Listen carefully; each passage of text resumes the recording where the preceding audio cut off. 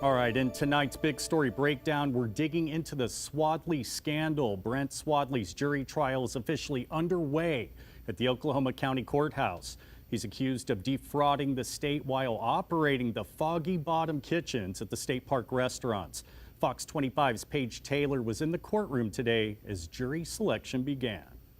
It was a long day in court as the jury selection process began for Brent Swadley's jury trial. He owns Swadley's Barbecue and, according to court documents, submitted fake invoices to the State Department of Tourism to renovate Swadley's Foggy Bottom restaurants inside state parks. The state accuses Swadley of directing a restaurant equipment supplier to fabricate invoices and inflate the costs for certain equipment, such as 2 used food smokers. In 2024, Swadley and 2 others were indicted in the Swadley's Foggy Bottom kitchen scandal, charged with 1 felony count of conspiracy to defraud the state and 5 felony counts of presenting false claims against the state. Swadley was in court on Monday for the beginning stages of the jury trial.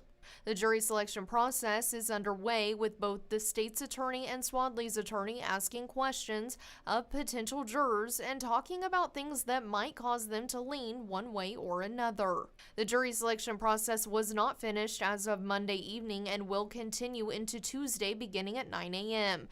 The judge directed the potential jurors to not discuss the case with anyone. 12 jurors will be selected, as well as alternate jurors. Reporting in Oklahoma County, Paige Taylor, Fox 25 News. Now, the Swadley scandal is a story we've been tracking for almost 4 years. The case made headlines in 2024 when new indictments came down in the investigation. Now, according to court documents, Swadley and 2 other men were charged with 1 felony count of conspiracy to defraud the state, as well as 5 charges of presenting false or fraudulent claims against the state. Prosecutors say Swadley gave false invoices to the tourism department for almost 3 years. The state also previously filed a separate lawsuit against Swadley over breach of contract back in 2022. He has since denied any wrongdoing. Now, fast track a couple weeks later, in February 2024, Ronald Swadley and Timothy Hooper turned themselves in and were booked into the Oklahoma County Detention Center. After the indictments came down, Swadley's restaurants posted a plea for prayers and support on its Instagram account. As we've reported, Swadley's Foggy Bottom Kitchen actually filed their own motion, claiming the state owes them over $2 million.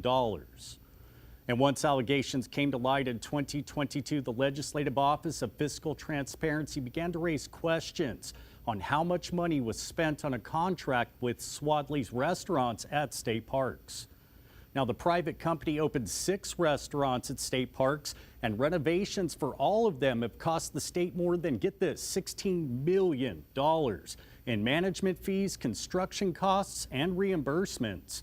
The tourism department says the restaurants before Swadley's took over were also running at a loss.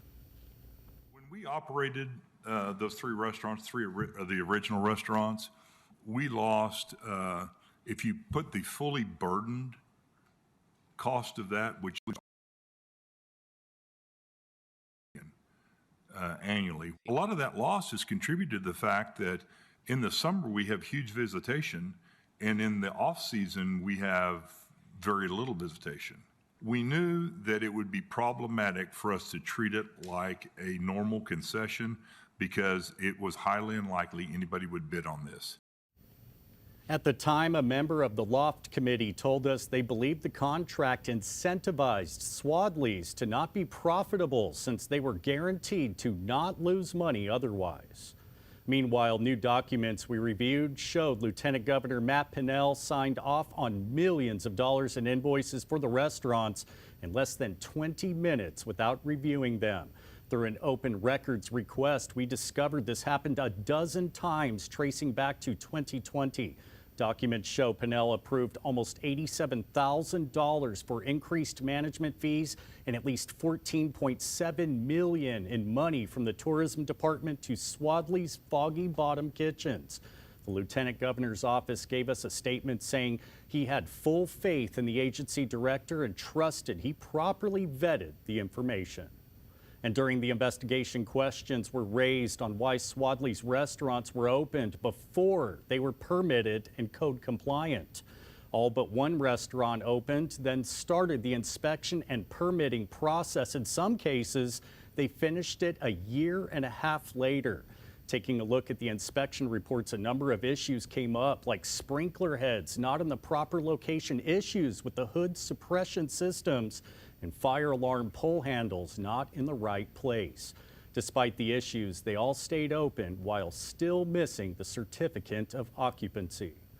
And the scandal grew more when the state fire marshal reported Swadley's never got building permits for any of the restaurants and state parks, despite life safety issues with the buildings. The report dates back to 2020 when a fire marshal agent discovered its office had not received a permit for a new restaurant. After a quick inspection, they found several code violations and issues.